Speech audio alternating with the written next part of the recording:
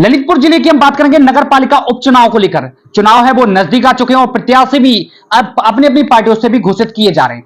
अगर आप जनपद ललितपुर से बात करेंगे, समाजवादी पार्टी को लेकर जो उपचुनाव के प्रत्याशी भी घोषित किए गए हैं और ऐसी कार्यकर्ता जो एक जानी मानी कार्यकर्ता है और समाजवादी पार्टी से पूर्व जिला अध्यक्ष भी हैं। बात करेंगे ऐसी समाज सेविका जो लगातार मैदान में भी देखी जाती है और हर एक व्यक्ति से मुलाकात होती है और करती भी है और उनसे यह भी हाल जाना जाता है कि किसानों का क्या कुछ, गरीब मजदूरों की भी बात क्यों ना करें।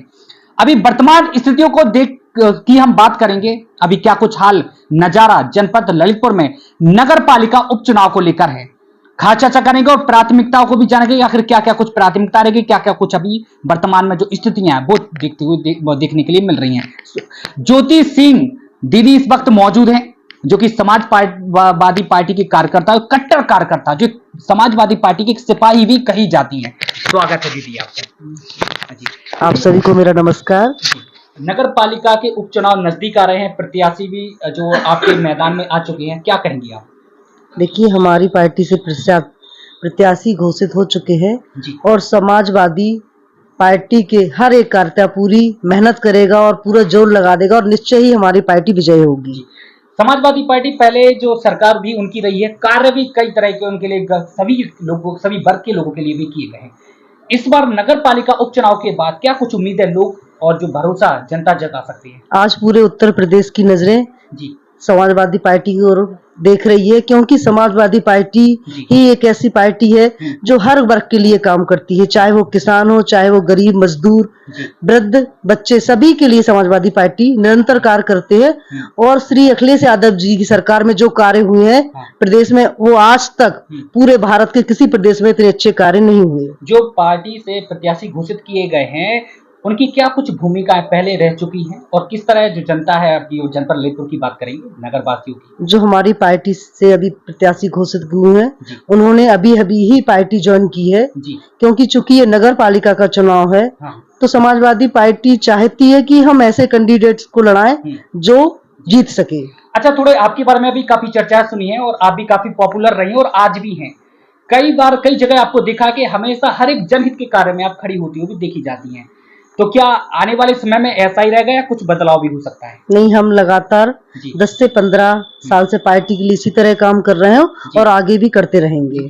अभी वर्तमान स्थिति की बात करें, किसानों को लेकर भी आप ज्यादातर किसानों के साथ भी आप खड़ी होती हुई भी देखी जाती है। अभी क्षेत्रों में अगर बात करेंगे, क्योंकि आप एक ऐसी कार्यकर्ता है जो लंबे समय से आप समाजवादी पार्टी से आप जुड़ी हुई हैं, कई दल, अन्य दल आए भी और गए भी, लेकिन आप जहां हैं वहीं के वहीं हैं, तो क्या कहेंगे आप इसको लेकर? क्योंकि जो समाजवादी पार्टी की नीति है और उनके जो कार्य हैं, उनसे मैं काफी प्रभावित हूँ और मेरी राजनीति का मतलब ही समाजवादी पार्टी है। अच्छा। मैं जब तक राजनीति करूंगी समाजवादी पार्टी से ही करूंगी। अच्छा। आपकी मंशा केवल समाज सेवा करना है या आगे चल के हो सकता है कि आने वाले समय में कुछ चुनाव की तैयारियां विधानसभा की हो सकती है, जिला पंचायत सदस्य या आगे भी, या जिला पंचायत को लेकर भी? देखिए, मैं 2 बार जिला पंचायत सदस्य रह चुकी हूँ। विधानसभा का भी चुनाव लड़ा था, 90,000 लगभग 90,000 वोट पाए थे। और निरंतर पार्टी का जो भी हुक्म होगा वो मैं निभाऊंगी। आप लगातार क्षेत्रों में लोगों से मिलती है, मुलाकात करती हैं, क्या आप क्षेत्र में नजारा आप देखती हैं? ललितपुर अति पिछड़ा जिला है हमारा। यहाँ पर किसान है, उनकी जो खेती की भूमि है वो बहुत अच्छी नहीं है। लेकिन हमारे किसान भाई बहुत मेहनत करते हैं और उनकी जब मेहनत भी करते हैं लेकिन उसका रिजल्ट उन्हें अच्छा नहीं मिलता है। कभी ओलावृष्टि हो जाती, कभी अति वर्षा हो जाती है, तो उनकी फसल का मुआवजा उन्हें ये सरकार नहीं दे रही है। लगातार किसान सड़कों पर, खाद के लिए पिछले साल कई किसानों की लाइन में लग के मौत हो गई थी। तो किसानों की सरकार कुछ भी काम नहीं कर रही है। किसान कल भी जहां खड़ा था आज भी वहीं खड़ा है और व्यापारी बहुत आगे पहुंच गए हैं। लोग कितना भरोसा समाजवादी पार्टी पर जता सकते हैं जनपद ललितपुर की अगर हम बात करेंगे, और जिस तरह आज के दौर में देखा जाए, जिस तरह फसलें बर्बाद हो चुकी हैं, अतिवृष्टि हो जाती है कई बार, तो इसको लेकर कितना भरोसा जो जनता को, कितना रुझान आपको देखने को मिलता है आपकी पार्टी के प्रति? देखिए, जब 2012 से 17 में समाजवादी पार्टी सरकार थी और हमारे क्षेत्र में ओलावृष्टि हुई थी, तो समाजवादी सरकार ने 2 दिन में ही मुआवजा जारी कर दिया था और कई गांवों में लोगों को राहत सामग्री, खाद्य सामग्री बांटी थी। हमारी सरकार ने सिंचाई मुक्त कर रखी थी। हमारी सिंचाई, माननीय हमारे जो नेताजी थे धरती पुत्र, उन्हें ऐसे ही नहीं कहा जाता, वो किसानों के हितैषी थे, इसलिए उन्हें धरती पुत्र कहा जाता है। और समाजवादी पार्टी ही ऐसी सरकार है जो किसानों के लिए हर समय बड़े से बड़ा निर्णय लेती रहती है। कई अन्य दल से लोग आए भी और गए भी पार्टी में, तो उनको लेकर क्या सोचती हैं आप, क्या कहेंगे? देखिए, समाजवादी पार्टी में सबका स्वागत है। समाजवादी का मतलब ही समाजवाद है। हम लोग सबको लेके चलते हैं। जो अन्य जगह से परेशान हो जाता है वो हमारी पार्टी ज्वाइन कर लेता है और हमारी पार्टी में सबका स्वागत है। जी, अभी बरेली में एक वो अबे हुई है कुछ, वहां पे लाठी चार्ज भी हुआ, उसको लेकर क्या सोचती हैं आप, क्या लगा आपको, क्या दिखा आपने? देखिए, जो बीजेपी सरकार है वो केवल एक ही काम कर रही, हमारे देश की जो अखंडता और एकता है उसको मिटाने के लिए तुली हुई है। वो हिंदू मुसलमान करके पूरे देश के भाई भाई को बांट रही है और ये मैं इसका मैं विरोध करती हूँ, क्योंकि हमारे देश में सभी को अपने अपने धर्म करने की छूट है। सभी को, हर व्यक्ति को अपने धर्म की छूट है।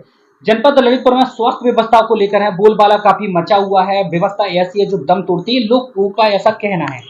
तो उन स्वास्थ्य व्यवस्था को लेकर आप क्या सोचते हैं? पूरे जनपद की बात करें, पूरे जनपद की हम लोग बार बार ज्ञापन भी डीएम सर को दे चुके हैं कि स्वास्थ्य व्यवस्था की हालत यहाँ पर बद से बदतर है। अगर किसी को हल्की भी चोट लगती है और वो उसे हम लोग हॉस्पिटल ले जाते हैं तो तुरंत झांसी रेफर कर दिया जाता है और कई व्यक्ति तो बेचारे रास्ते में अपना दम तोड़ देते हैं। तो यहाँ के स्वास्थ्य व्यवस्था की हालत बद से बदतर है, इसमें सुधार होना चाहिए। आने वाले समय में अगर आपको मौका भी मिलता, अगर जनता चाहती भी है कि आपको भी मौका दिया जाए और आप चुनावी मैदान में आए, तो उनको लेकर आप किस तरह सोचती हैं और क्या कुछ उनके लिए स्वास्थ्य व्यवस्था को लेकर बात करेंगे, बिजली को लेकर बात करेंगे, पेयजल संकट जो आज के समय में भी लोगों के लिए होता है, कई ऐसी व्यवस्थाएं हैं, सड़कें दम तोड़ती हैं, पेयजल व्यवस्था ध्वस्त पड़ी, ऐसी कई व्यवस्थाएं हैं, तो उनको लेकर क्या कुछ आप सोचते हैं? किसानों की बात की जाए, अगर समाजवादी पार्टी की सरकार बनती है 2027 में, तो आपको शहर के हालात बेहतर नजर आएंगे। किसानों की समस्याओं की, हर समस्याओं का समाधान होगा, उन्हें खाद समय पे मिलेगा। दूसरा, जो बेरोजगारी चरम सीमा पर पहुंच गई है, उन्हें बच्चों को रोजगार मिलेगा और हर तरफ विकास होगा। ये हमारा मानना है।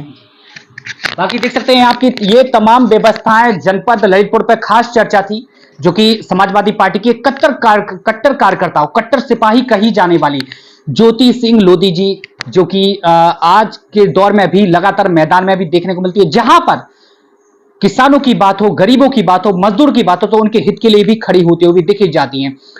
ऐसी कई तमाम लड़ाइयां हैं जो लगातार उनके साथ खड़ी होती हुई भी वो देखी जाती हैं और उनका कहना है कि गांव से लेकर शहर तक भी विकास हो सके, ऐसी भी इनकी सोच है। तो बने रहिए हमारे साथ, और भी ऐसे जिम्मेदार लोगों से मुलाकात कराएंगे, क्या कुछ कहते हैं और किस तरह विकास को लेकर सोचते हैं, अपनी सोच रखते हैं, वो भी बताएंगे।